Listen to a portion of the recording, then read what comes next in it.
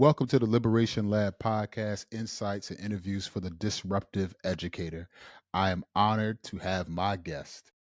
Why don't you tell people who you are, what you do, and why you do it? I'm Dr. Andrea Terrero Gabbadon. I'm a scholar, I'm a researcher, I'm an executive leadership coach, and I support schools and organizations to support and retain a highly effective and racially diverse workforce. Why I do it? The data points to disparities between educators of color and their white counterparts, and also points to disproportionate turnover. But beyond that, there's this idea of the dignity and the humanity of educators of color that deserve specific, equitable research as well as actionable supports. So that's the work that I endeavor to do, and that's the work that I'm blessed to accomplish. One of the things that I hear from folks in academia is how when you are seeking to apply or to allow for the data to support a work of justice, that it is hard to get folks to support, to align. Has that been your experience as you've sought to put this labor of love out to folks? Certainly, certainly. I've heard it said time and time again that you don't know there's a problem unless you are able to point to it, right? Or measure what is occurring. And I agree with that, right? I think my book, Support and Retain Educators of Color, shows this disparity with recruitment and the retention of educators of color. But beyond that, there's this idea of like what data actually matters and counts. And I find with justice work, the story is so important, right? Because it gives depth to the numbers. But there's often this idea that stories don't matter, right? Or Mm. stories aren't good enough or they're not substantive. And so there certainly is need for us to understand that there's different types of data and all are equally valuable when we are engaging justice work. What you just said reminds me of Dr. Avery Tolson, who talks a lot about how he calls it BS numbers, right? Like, and how we're not putting the right, emphasis on where it needs to go when it comes to data and what it supports, and making those numbers matter, right? I think about it even from a K to 12 standpoint, like how much of students' lives, their families' lives are impacted because we don't link the story to the number. How much of compassion is lacking in that moment? Could you kind of speak to that for us in the sense of like, how do we reclaim a humanity in the sense of like our numbers and why they mean and what we're doing with these data points? I think part of being able to value the story is being able to adopt a disposition of curiosity. And Hmm. if we look at where the pendulum has swung in education, not just in K 12 curriculum, but even in how we train teachers and how we train leaders, we are not truly promoting curiosity and inquiry in the ways that we should. And so if we are not curious, we are not going to ask or honor the story. In fact, we're going to cultivate conditions where it's unsafe for people to share this story, right? If we are engaging in this kind of capitalist machine of manufactured urgency, right? Because the structural inequalities that our babies are facing are nothing new, right? And so they're Hmm. not going to be addressed overnight. But if we're caught up in that machine, then we are moving too quickly to then stop and pay attention to the humanity, uh, Hmm. to to the importance of not just the stories of our students, but the stories of the educators in our building, right? And so I think about where we are right now with the teacher shortage, the climate of continued churn of educators from our schools. And I think even in those numbers, there is a story, but we haven't taken the time at a systematic level to stop and really think about what is the story that is being told or not told that helps frame the current conditions that we're existing in. As I was working my way through this book, I'm gonna put it up for folks to be able to see. Purchase, please buy. please buy this work. As I was working my way through it, I was reminded of, and I actually just told the story today to my staff at my school, as my grandfather, he would like wake me up at like the most ungodly hours on Saturday to do work around the house and to teach me something. There was a deeper meaning that I didn't see at the time that I now appreciate. But one of the things that he did was he wanted to plant this garden and grow like tomatoes and vegetables and things. And so we go around the side of the house and he's like, "Yep, we're going to plant this garden." And I'm like, "Yep, just let me get the seeds. I'll throw them down. Let's go back inside." And of course, my grandfather, being patient as he was with me, was like, "No, what you have to understand is if you don't care for the soil, nothing will grow." And I think about our educators of color being planted in places where the soil of that school, the soil of that place will not sustain them. And the work that's incumbent upon leaders of all different, sides of the spectrum to be able to step in and say, how do I cultivate this soil in order to be able to sustain? I even think about my experience and, you know, so much of what I believe it was Harry Belafonte said that MLK relayed to him was that he felt like we were being assimilated into a burning house. That often feels like my experience because I often felt like I had to be palatably black.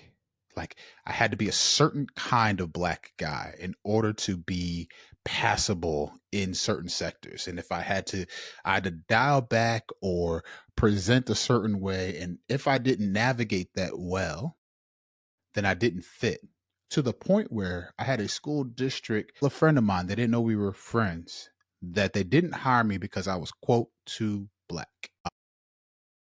And so I think about that. And so when we are talking to that educator of color or that leader who is seeking to build that type of environment, I always think it's mindset before it's action. So what things do we need to be challenging in our leadership in order to prepare the soil of our schools? I love the fact that you shared that quote of the burning building, of the burning house. And when I talk to leaders, they often say, well, I don't have any educators of color, so this doesn't apply to me just yet, right? And so, closing the loop back to your comment about the burning house, I often wonder, well, are you ready for educators of color when they come? Yeah. Are you Yeah. enacting policies that are affirming? Are you rethinking or transforming maybe current procedures, right? That trying to move away from exclusionary practices to ensure that not just staff are affirmed, but students, right, are affirmed. What does your PD catalog look like, right? Whose stories are being honored and elevated in the curriculum? All of these pieces need to be in place. I would argue, even before you begin to double down on recruitment. Now, certainly, my Hmm. hope would be that I want every district in the United States to have educators of color. I'm in Pennsylvania. We certainly have several districts. A large part of the state does not have any educators of color. But again, the work doesn't start for the leader when the teacher is there. How Mm, are you thinking about these culturally affirming principles that I offer in the book and beginning to implement them now so that you are ready? yeah.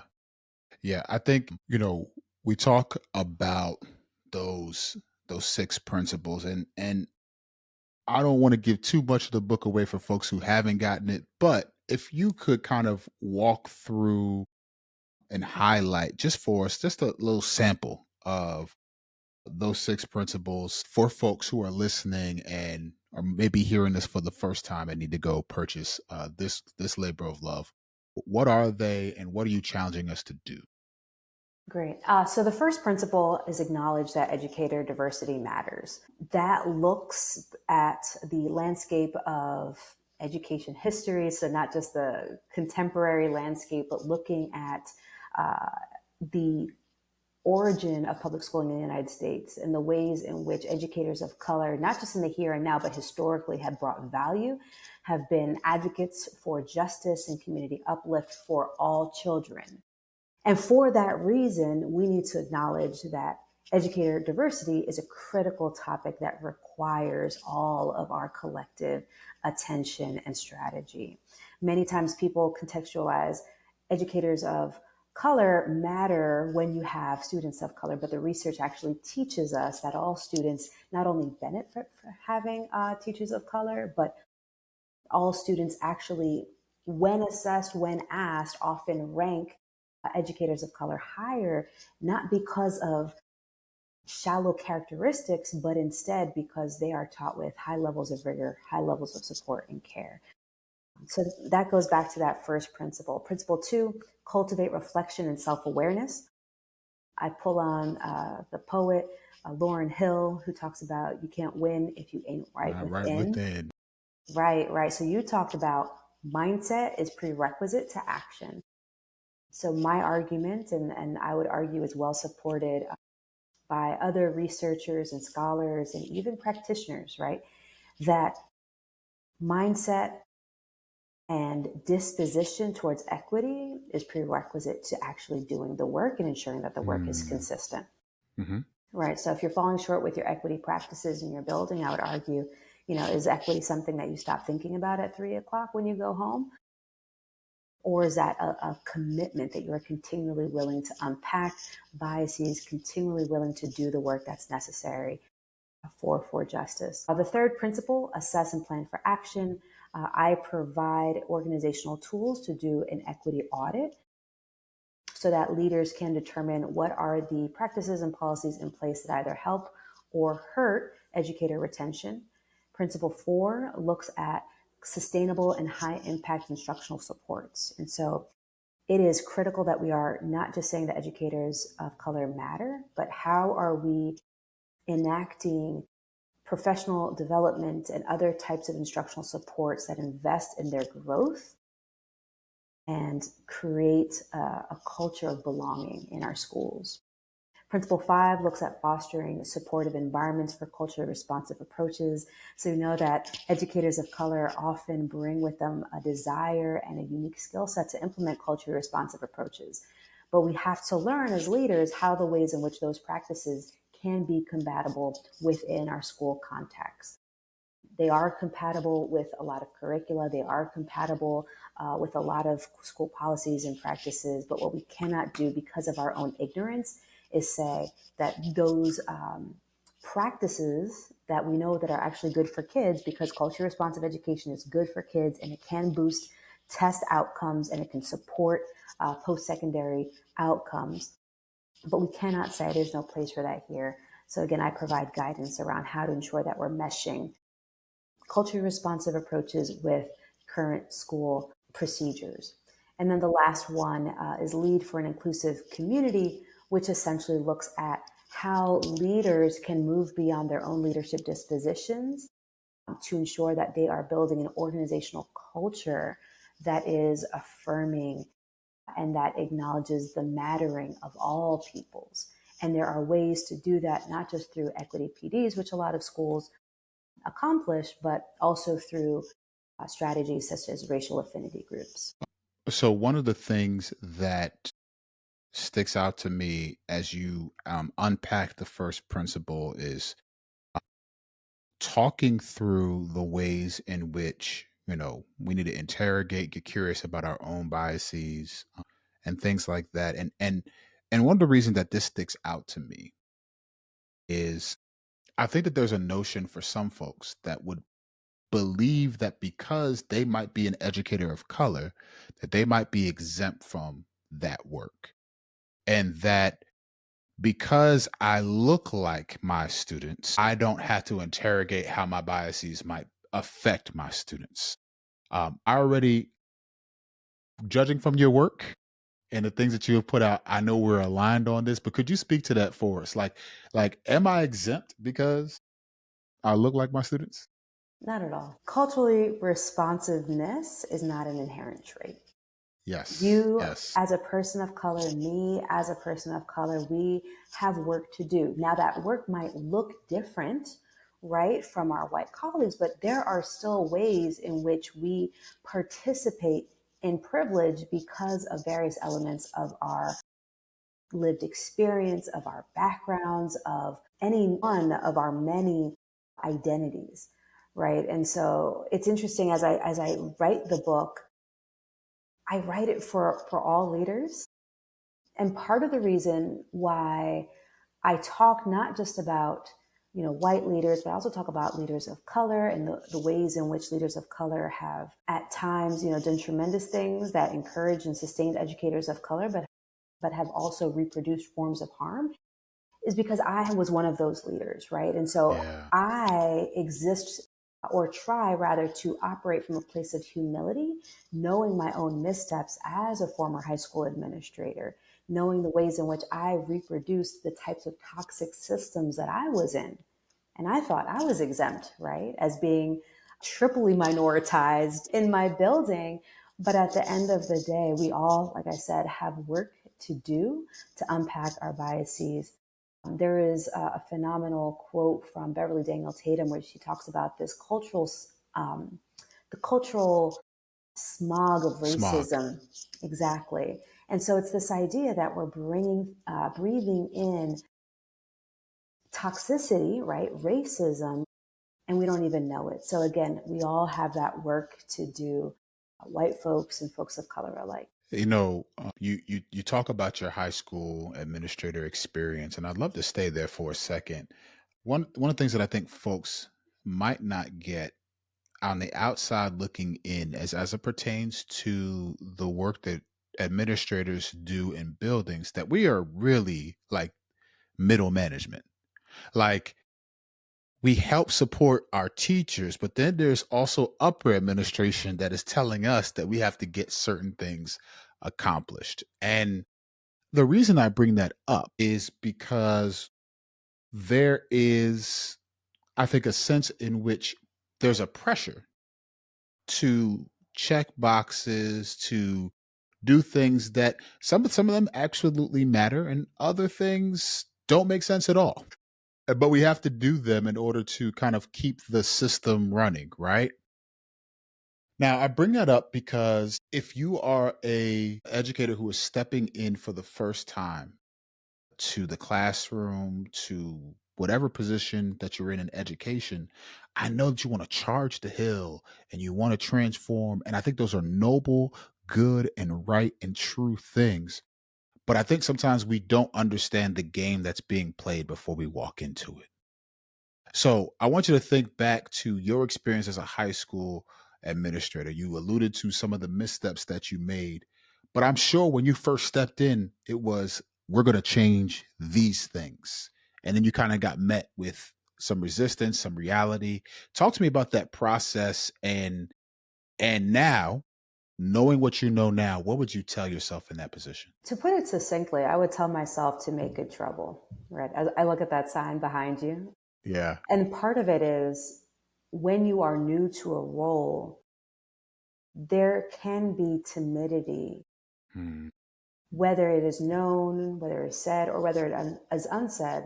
There can be a fear that is held around, can I cause trouble? Or what are the ramifications? Or what is the cost to me if I cause trouble?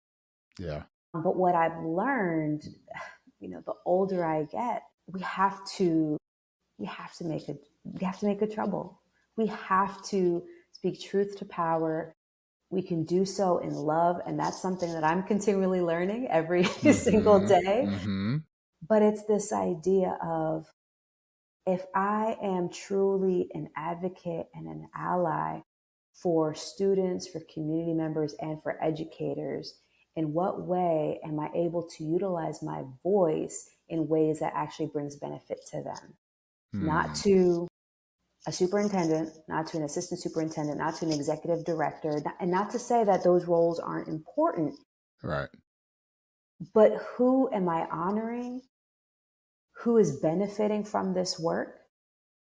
I particularly think about My background working in urban schools, both in traditional public and in charter, there were so many ways that in the name of student achievement, we made working conditions that were not sustainable for educators. And so Mm, going back to this idea of who is actually benefiting from this, I would have raised my voice more around, if you say that this is good for students, well, what about my educators? And really ensuring that my advocacy is grounded in the reality that my educators have certain insights that I do not have. And those insights are equally as valuable because they spend more time in front of our babies than I did or than I do mm, presently. yeah. Right. And so we have to pay attention to their stories. We have to ground our leadership in the themes and the trends and the patterns that we're discerning from our educators and use that again to make good trouble. The notion of this, I feel like there's almost a false choice consistently being placed in front of administrators, particularly. And what I mean is, am I for students or am I for teachers? I was actually asked that question when I first came in. So, the school that I serve, I was the assistant principal for the last 2 years and then stepped into the principal role this year. And let me tell you, there's a big change from the middle of middle management to the top of middle management. Is night and day. But when I was asked that question, my answer was yes. Am I for teachers or am I for students? My answer is always going to be yes, because I don't feel like that's a choice that I have to make, that I can be for the flourishing of both parties. But I think the way that our system is set up, you will have to, if not challenged, if you don't make good trouble, you're going to be forced to have to pick one over the other. Would you agree with that sentiment? And has that been you? Was that your experience as a high school principal? Goodness gracious. I think, yeah, I would agree, right? I Yeah. was I was on a panel a couple months ago, and I remember a similar sentiment was echoed by one of the other panelists, where there was this idea of, you know, I'm a leader because I love and care for students. I'm not here for the adults in the building. And I can't help but think that that type of mentality is continues just to pervade so much of how we understand the role of the school leader. And to your point, if our educators are not well, right, our students cannot be well. And so we have to move forward in an ecosystem where we seek to reconcile, and not even reconcile, but to understand that the wellness of our educators and the thriving of our students, socially, academically, in all of the ways, right? Those need to go hand in hand with our educators' well being. If not, we're going to see continued churn, right? And that's, of course, in addition Yeah. to policy change. I'm all for let's pay teachers a livable wage, right? Let's create, working conditions that are sustainable and all of that. But it has to be around their day to day experiences. Because if not, there are places that will treat them better. And that's just the reality of this day and age. Hmm. In terms of my experience as an AP at the high school level, certainly there was this idea of we are here for the students, right? The building is on fire, student achievement is at a point of crisis, and we are positioned as the leader, as the superman or the superwoman or the super person who's coming in to save the day at Yep. any cost, right? Yep. And to some extent, I do believe in a whatever it takes approach, right? If my own child was in harm's way, I would do whatever it takes to make sure that they are well. But we cannot perpetuate harms to the adults in our building and Mm. say that we're doing so because it's ultimately in service of our students. It doesn't make sense. Yeah. It doesn't. It doesn't. And part of that is, again, humanizing realistic expectations of our educators, valuing their contributions, valuing their expertise, honoring them as professionals. And I understand we also have higher numbers of folks that are coming into our work who may not have been trained as educators. But can we believe that as adults, as people of vast lived experiences, that they still have certain insights that are valuable to supporting our students? Mm, They mm. bring a certain dignity that we have to respect in our building. Yes, we can support them, right? But at the end of the day, we need to acknowledge that we need to Mm. hold space for all educators in a different way, particularly educators of color who are often, underrepresented, who are susceptible to racialized and gendered microaggression, other forms of harm, not just at an interpersonal level, but at a structural and institutional level. I think that when I hear that, I think about my experience as an educator coming in, and there was a sense in which, because I could build relationships really well, and because kids who would normally act out in other places were fine with me, that I got that, but I was not starting out instructionally excellent. Like, and it wasn't even like a desire to train or to do that when I, particularly in my transition to public school. So I started out in charter. And in the charter school that I served at in in Camden, there was a sense in which, like, you are going to script out every little detail of every little lesson, and it was hard. And but what I learned was how to anticipate misconceptions, how to plan for, right? So it was really hard, but I learned a lot. But then I get to the public school, and literally night and day, I'm literally copying and pasting lesson plans. And this was just my experience. I'm not saying all, just for those who are listening, like, oh, he's bashing. No, I'm just saying my experience in the two places that I went from at the beginning of my career. Now, I say that to say that instructionally, I wasn't given the support to be excellent. And you talk a lot about that in this work, of the need to empower our educators to be instructionally excellent, and how that our teachers of color are almost unfairly left out of this equation. Talk to me about the research behind that. And because I love that you left teacher voice as part of the narrative to the data, talk to me about some of, like, who sticks out to you in that process, people that you talk to, so the stories kind of make the data come alive for us. Yes. If it's all right with you, I actually want to start with the story. Please.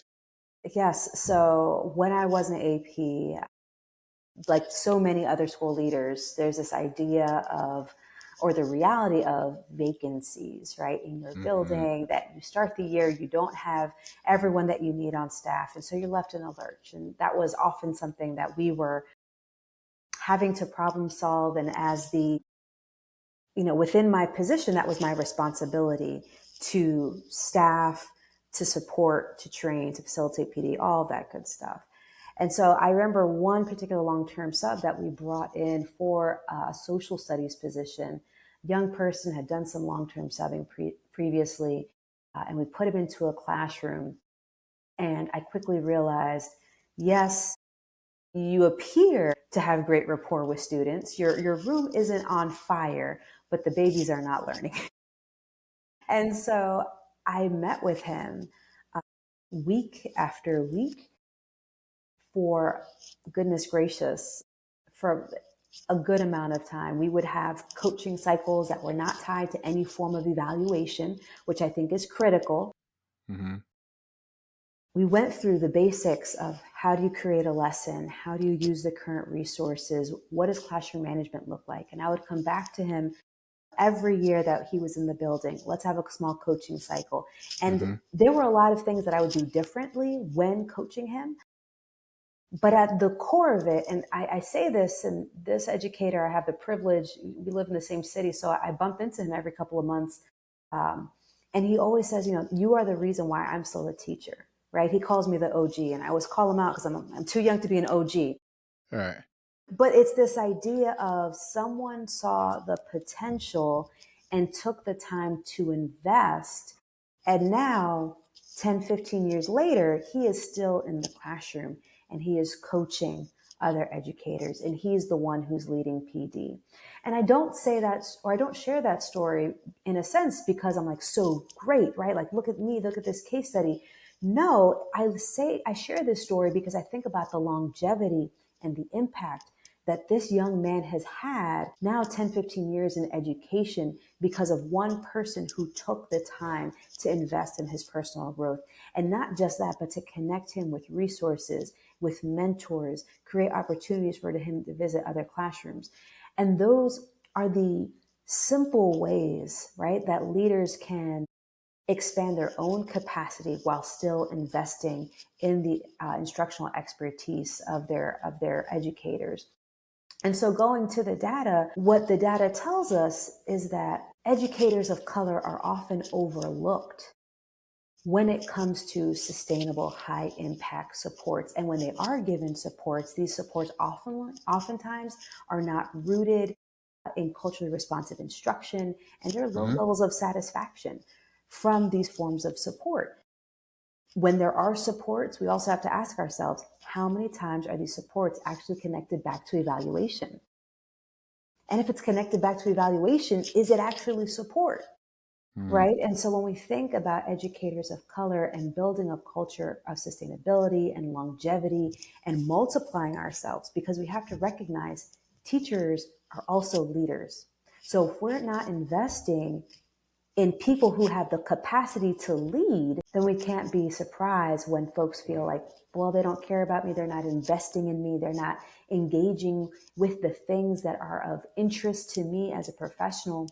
I'm now going to look for that somewhere else. It's one of those spaces that I'm currently, like, as I sit here reflecting on, you know, inheriting a culture and then seeking to support and cultivate and do different things that create a new normal for everybody in the building is sometimes hard. And I have educators who have told me that they presently feel a sense of overwhelm. And I try to be very reflective, right? I try to just take in what they're saying and things like that. And here's what I've been able to kind of glean. In the inheriting of this culture, there was a sense in which there was a laissez-faire type of culture. You just kind of do what you want. And there wasn't a lot of support nor accountability. Well, now that leaves our students out to dry because we're not necessarily pushing ourselves in terms of our instructional practice, nor are we pushing ourselves as it pertains to how we interact with students and what we're holding them accountable for and things like that. So now those things are in place. So if the treadmill was on zero and now we're actually at a 3.5, we're walking, it's going to feel like an all out sprint because you weren't walking for much of your educational career before me. And I say that to provide context while I'm still reflecting on what could I do to sustain, right? What are the things, right? So you think about the marathon. There's always these folks that hold out little cups of water as folks are running the marathon. How can I continue to hold out these cups for my staff as I continue to push them and coach them and hopefully sustain them for the long haul, right? And I don't really have like a finished response to that. I'm still reflecting and still trying to figure it out. One of the things that I'm seeking to do, and it's so crazy because I literally just read it in, in your book as I was reviewing it again, was like I'm doing check-ins. Something that is not tied to any evaluative, like let's just connect for a second. How are you?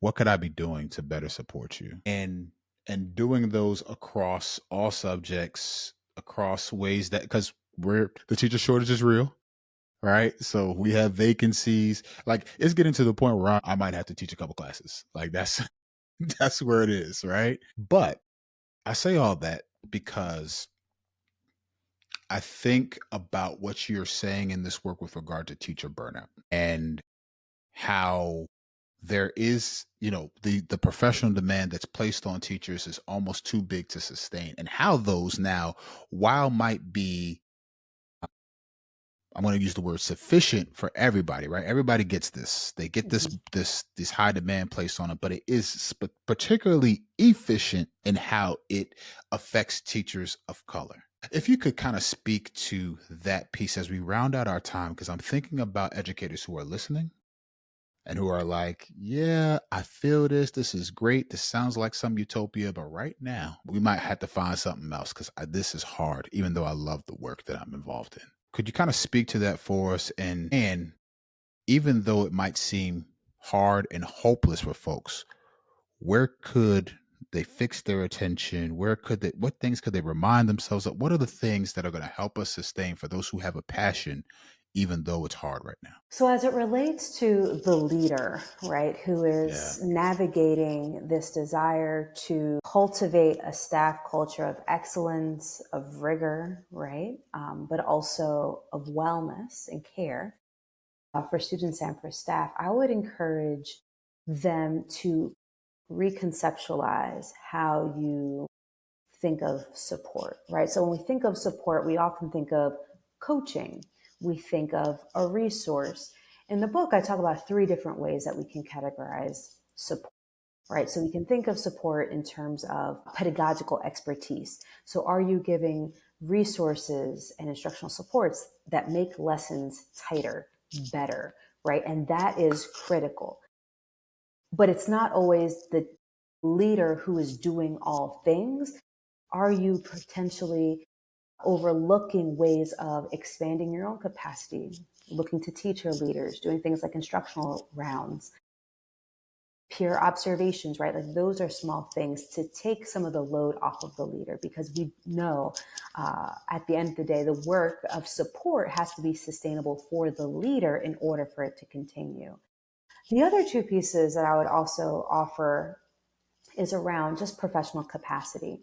So we often think our educators are not doing X, they're not doing Y. Do they have time to do that?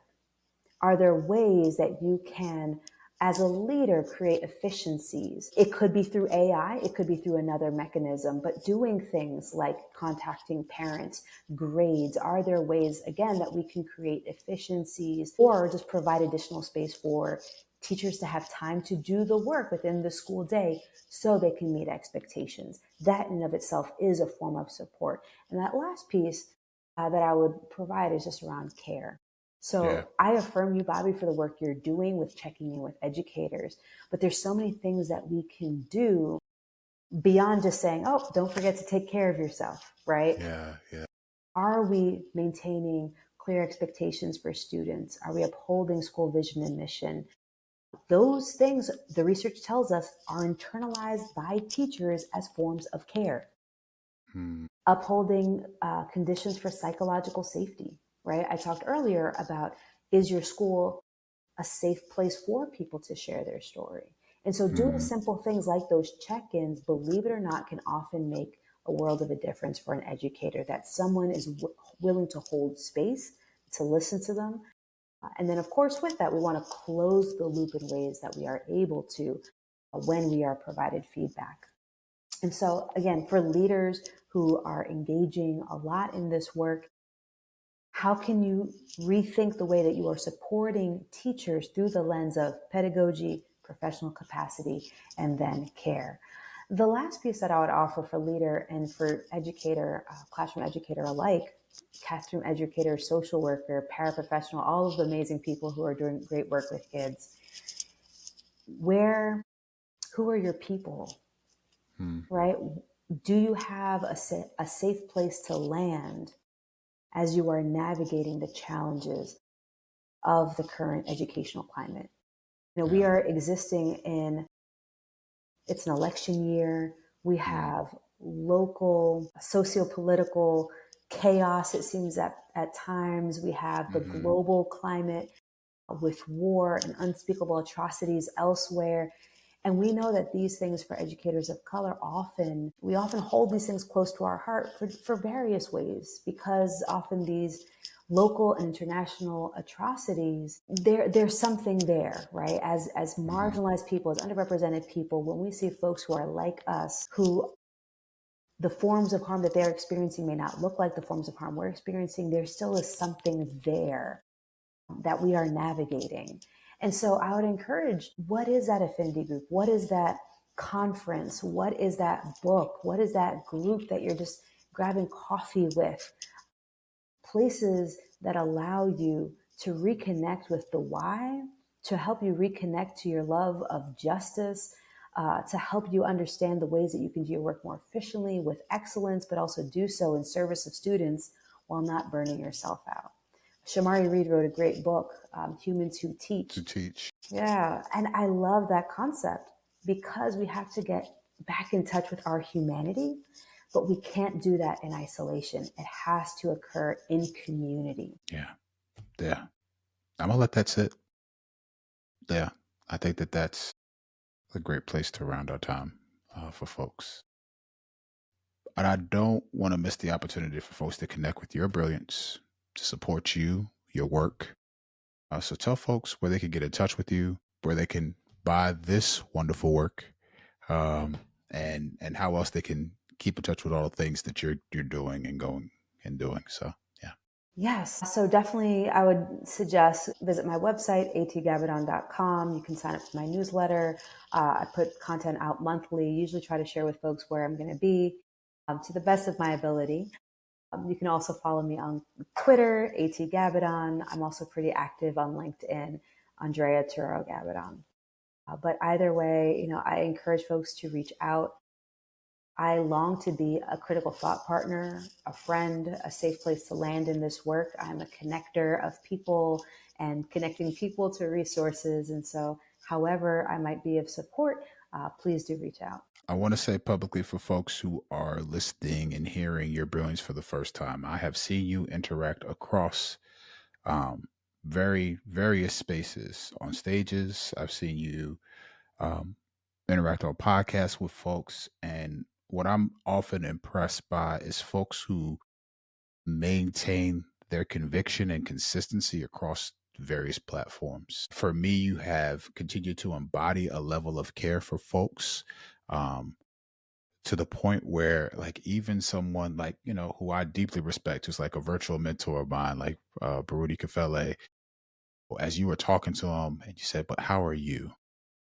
And that simple question just led to a deeper heart level conversation in front of folks who consistently look to, you know, Principal Kafele for leadership in different ways, who are often trying to get something from him. There was a space in which he got to just breathe for a second publicly. So I want to just say thank you for that level of consistency, that level of care. And man, you are a gift, and I appreciate the work that you are doing to continuously push this type of work forward. And I hope folks pick this up, read it, and implement it because it's valuable. Absolutely.